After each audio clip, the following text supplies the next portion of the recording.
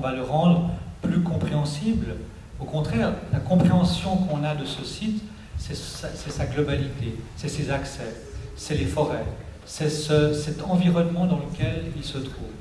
Alors, encore une fois, je reviens sur la proposition, faisons d'abord un bon projet, ensuite, une fois que ce bon projet sera mis en place, si effectivement Romande Énergie ou le promoteur de l'opération souhaite, parce qu'il n'est pas très loin, mais qu'il a réussi aussi à mettre en valeur ce site-là d'un point de vue de sa perception visuelle, par exemple, eh bien, il peut tout à fait aussi participer au développement et à la valorisation d'un site comme celui-ci.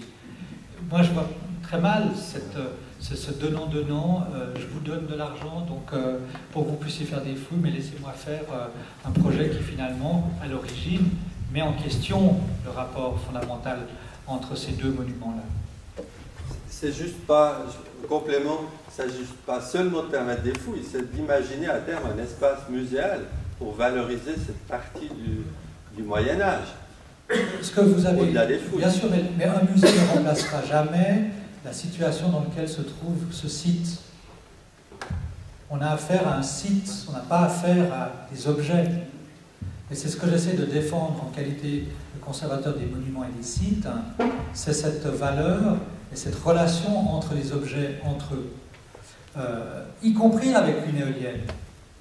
Et c'est peut-être là que vous n'avez pas compris, excusez-moi de le dire un peu comme ça directement, l'importance que revêt l'espace entre les choses, entre une éolienne et un monument, entre une route d'accès et le phénomène tout d'un coup de découverte d'un lieu qui a une certaine magie ou un certain esprit.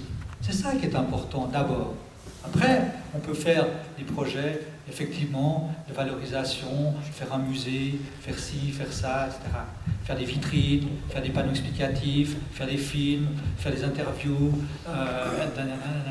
Non, avant de faire ça, quelle relation on veut avoir avec ce site? Posons-nous cette question. Et quelle relation on veut mettre en place entre ce site et une éolienne? Peut-être qu'il suffit de la déplacer. Maintenant que Madame Chevalet nous a annoncé qu'on pouvait les mettre dans les forêts, peut-être que le fait que cette éolienne se déplace de 100 mètres fera qu'on ne sera plus dans une position, on va dire, d'échelle qui corresponde à une domination de l'éolienne vis-à-vis du site lorsqu'on entre sur ce site. Moi, je pense que ça doit se travailler, ça. C'est un projet. Il peut évoluer.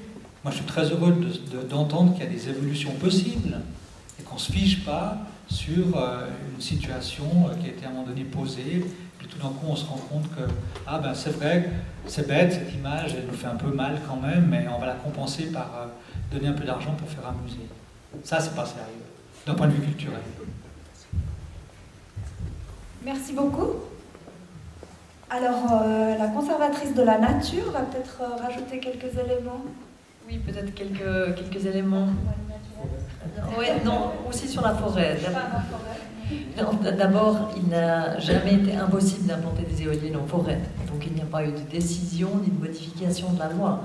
La loi a toujours permis l'implantation d'éoliennes si l'implantation était destinée, ou disons si le choix du site était imposé par sa destination. Donc si on avait exclu par un principe de cascade, on avait donné la preuve qu'on n'avait pas de possibilité d'implanter cette éolienne ailleurs, à ce moment-là, on peut entrer dans une démarche qui consiste à dire on l'implante en forêt et à ce moment-là, on compense le défrichement. Donc le mécanisme des compensations, en fait, il n'arrive que si, effectivement, on n'a pas pu éviter une atteinte à un site, que ce soit naturel ou paysager, à ce moment-là, entre en ligne de compte tout un mécanisme de compensation. Mais c'est vrai que le principe de base, c'est de prévenir l'atteinte, de minimiser l'atteinte, et puis après, si elle est impossible à minimiser, eh bien, de la compenser.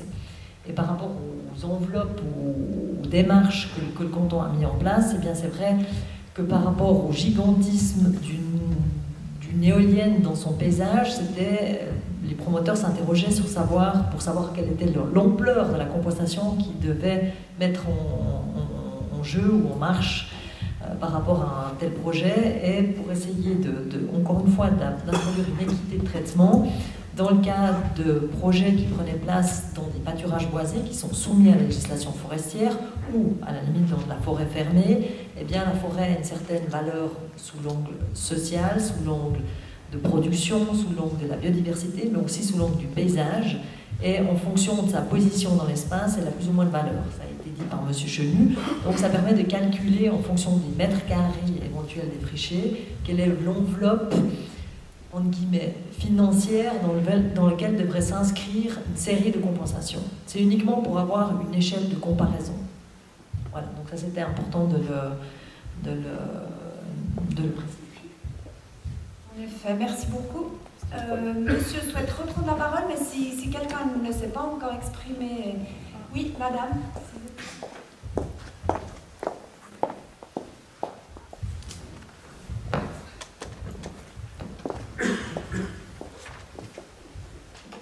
Annie Allman, je suis journaliste. Quelque chose qui m'interpelle vraiment beaucoup. J'ai du mal à comprendre en fait ce débat qu'on fait autour des éoliennes. Si je pense par exemple à l'inesthétique des lignes à haute tension que certaines populations aimeraient voir enterrées et qu'on n'enterre pas sous prétexte que ça coûte trop cher. Pour moi, une éolienne, esthétiquement, c'est très joli. Bien sûr, je ne suis pas concernée parce qu'on n'a pas décidé d'en planter une vers chez moi. J'imagine bien qu'il y a l'inconvénient du bruit, mais en fait, je rejoins un peu M. Chenu. Pourquoi ne pas imaginer que ça peut être joli dans des sites qui pourraient être spécialement étudiés? Ça pourrait être assimilé à une réalisation architecturale, voire même artistique. Ça me dépasse. Si je pense au solaire, par exemple, le solaire, moi, je ne trouve pas ça beau. Je ne trouve pas ça beau. On en met dans les toits de villages qui ne sont pas forcément protégés au niveau du patrimoine, mais quand vous voyez ces gros carrés noirs sur les pans de villages, ben, c'est pas terrible non plus. C'est pas terrible. Esthétiquement, il y a des choses à dire à ce niveau-là. Par rapport justement à l'impact dans le paysage, moi c'est une question que j'aurais voulu poser à Remond d'énergie. Justement, les lignes à haute tension, parlons-en. C'était quoi, il y a 50, 60 ans on n'a pas l'impression, je ne sais pas si certains ici s'en souviennent, que ça a suscité un tollé dans la population. Il y a eu, me semble-t-il, elles étaient assez bien acceptées. Alors c'est vrai qu'aujourd'hui on aimerait les voir enterrées, mais à l'époque où elles ont été érigées, est-ce que, à votre connaissance, ça a été difficile de convaincre la population? Est-ce que vous pouvez nous rafraîchir la mémoire? Oh, écoutez, ça fait que 4 ans que je suis chez Remond d'énergie, donc j'aurais du mal à répondre à la question. Mais ce que je peux dire, c'est qu'à l'heure actuelle, implanter une ligne haute tension, faire un tracé, je pense que ce sont des années de procédure. Donc, en tout cas, aujourd'hui, je peux dire que ce n'est pas simple. Donc ça montre aussi que les mentalités ont évolué énormément par rapport aux attentes, au paysage. Et juste préciser, peut-être donner quelques chiffres. Est-ce que l'Assemblée sait combien y a-t-il d'éoliennes à l'heure actuelle implantées en Suisse?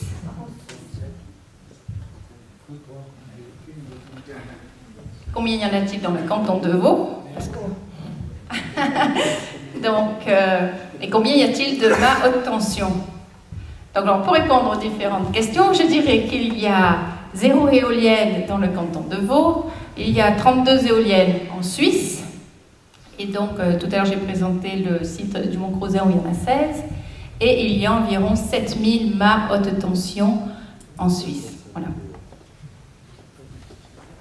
Juste pour vous répondre aussi, madame, je pense que même si votre appréciation du solaire ne fera pas plaisir à madame Chevalet, mais ça c'est un débat qu'on a souvent aussi entre nous, mais on ne va pas l'aborder ce soir. C'est vrai que la problématique du paysage tel qu'il est pensé, que ce soit avec des éoliennes ou avec d'autres formes d'intervention, il s'agit de savoir comment est-ce qu'on les traite dans ce rapport au paysage. Alors peut-être que des artistes, peut-être que des architectes, peut-être que des ingénieurs. Je ne veux pas ici imaginer qu'on fasse un concours d'artistes pour intégrer les éoliennes en les peignant en vert, en bleu ou multicolores. comme un